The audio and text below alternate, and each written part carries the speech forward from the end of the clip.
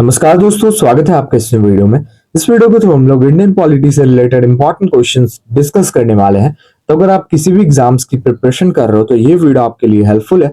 Start करते हैं video. First question है आपका, एज पर article 123 the ordinance making power is the most important legislative power of, बताइए आर्टिकल 123 के तहत ऑर्डिनेंस मेकिंग पावर जो है ये सबसे इंपॉर्टेंट लेजिस्लेटिव पावर है किसका, बताइए ये किसका है? Most important legislative power of president. Which part of the Indian constitution deals with the vice president of India, बताइए कौन सा पार्ट जो है ये आपका संबंधित है उपराष्ट्रपति से। तो बताना है आपको कि उपराष्ट्रपति जो है इनका संबंध कौन से पार्ट से है। देखिए, बात करें पार्ट्स की तो पहले आर्टिकल भी मैं आपको बता दूं, आर्टिकल 66 है ना।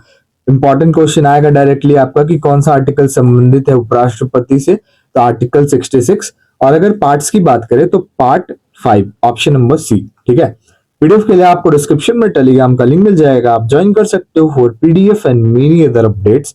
Next question, in the state legislative assembly the money bill can be introduce with the prior permission of, बताइए स्टेट लेजिस्लेटिव असेंबली में जो मनी बिल इंट्रोड्यूस किया जाता है किसके प्रियोर परमिशन के हिसाब से, बताइए किसके प्रियोर परमिशन से ये इंट्रोड्यूस किया जाता है। देखिए, सारे स्टेट्स में जो राज्यपाल होते हैं उनके पास ये होता है पावर, है ना। इनके द्वारा इंट्रोड्यूस किया जाता है with the prior permission of governor of states. Okay भाई, अगला question, which of the following option is the legislative organ of the union government, निम्नलिखित में से कौन सा ऑप्शन जो है ये एक लेजिस्लेटिव ऑर्गन है यूनियन गवर्नमेंट का, बताइए।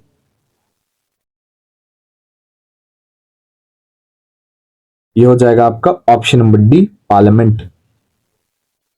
इन parliament who takes the final decision on whether a bill is money bill और नॉट, हमारे पार्लियामेंट में कौन ये फाइनल डिसीजन लेता है कि ये जो बिल है ये मनी बिल है या फिर नहीं है, बताइए।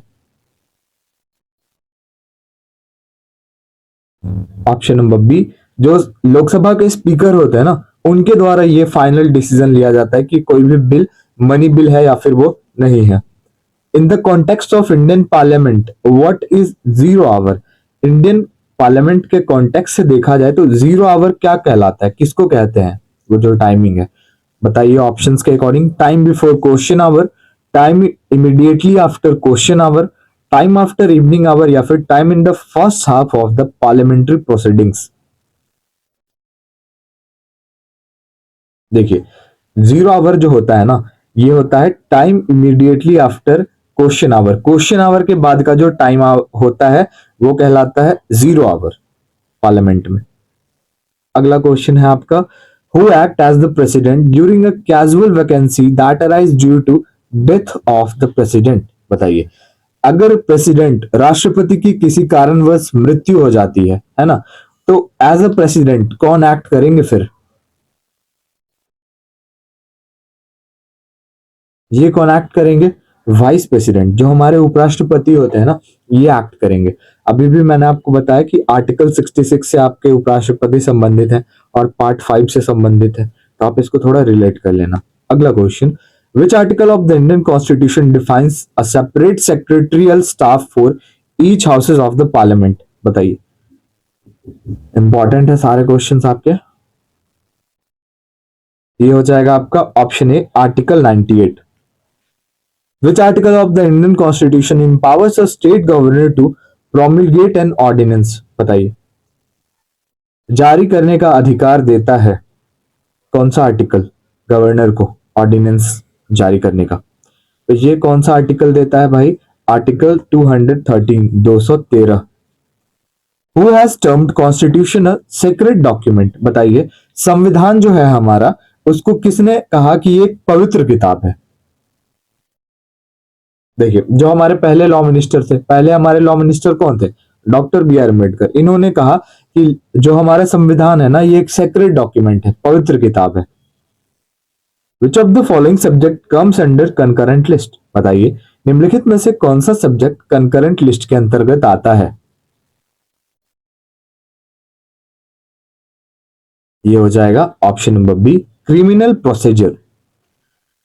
Article 338 of Indian constitution deals with, बताइए आर्टिकल 338 जो है हमारे संविधान का, इसका संबंध किससे है?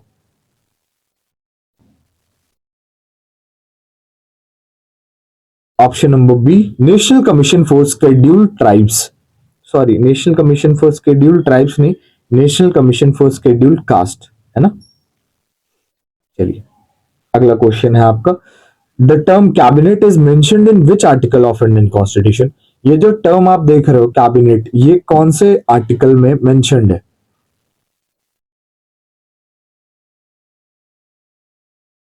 आर्टिकल 352 में। The purpose of uniform civil code incorporated in article 44 of Indian constitution is for, बताइए। जैसा कि आपको पता होना चाहिए कि यूनिफॉर्म सिविल कोड, जिसको शॉर्ट फॉर्म में यूसीसी कहते हैं, इसका संबंध आर्टिकल 44 से है। तो ये क्या करता है? ये करता है नेशनल यूनिटी का काम करता है ना, नेशनल यूनिटी, एकता बनी रहे हमारे देश में। अगला क्वेश्चन है भाई, एज पर article 300 Indian constitution the legal name of government of India is, जैसा कि आपको पता है कि गवर्नमेंट ऑफ इंडिया आप बोलते हो, बट आर्टिकल 300 के हिसाब से इसका लीगल नेम क्या है, बताइए। इसका लीगल नेम है the union of India. Option number D आपका करेक्ट हो जाएगा, ठीक है। The tenure of the vice president is, बताइए हमारे जो उपराष्ट्रपति होते हैं इनकी टेन्योर कितने साल की होती है? जैसे पीएम होते हैं 5 साल की इनकी टेन्योर है, जैसे प्रेसिडेंट होते हैं इनकी भी टेन्योर 5 साल की होती है। तो भाई ऑब्वियसली वाइस प्रेसिडेंट की भी टेन्योर 5 साल की ही होगी। लेकिन लोकसभा का जो सदस्य होते हैं इनकी टेन्योर 5 साल की होती है, वहीं पे राज्यसभा के मेंबर्स की टेन्योर 6 साल की होती है। यहाँ पे कंफ्यूजन होता है थोड़ा, बट याद रखना है आपको। देखिए राज्यसभा से क्वेश्चन आ गया, the Rajya Sabha can delay a money bill for a maximum period of, देखिए राज्यसभा द्वारा मनी बिल को कितने पीरियड के लिए डिले किया जा सकता है, देर किया जा सकता है मैक्सिमम, बताइए। देखिए 14 दिन मैक्सिमम राज्यसभा द्वारा 14 दिन के लिए डिले किया जा सकता है, उसके उससे ज्यादा आप डिले नहीं कर सकते हो।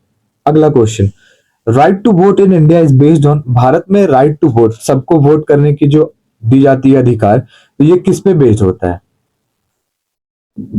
ऑब्वियसली हमारे एज पे, अगर आप 18+ हो तो आप वोट कर सकते हो, आपका इनकम मैटर नहीं करता, प्रॉपर्टी नहीं, एजुकेशन नहीं, बस आप 18+ होने चाहिए, फिर आप वोट कर सकते हो इंडिया में। नेक्स्ट क्वेश्चन है आपका, the Rajya Sabha is also known as, Rajya Sabha को और किस नाम से आप जानते हो? जैसे कि लोकसभा होता है आपका, इसको आप लोअर हाउस से जानते हो, राज्यसभा होता है इसको आप अपर हाउस से जानते हो, लेकिन यहाँ पे अपर हाउस ऑप्शन में नहीं है, तो आपको क्या करना है, ये हो जाएगा काउंसिल ऑफ स्टेट्स, ठीक है।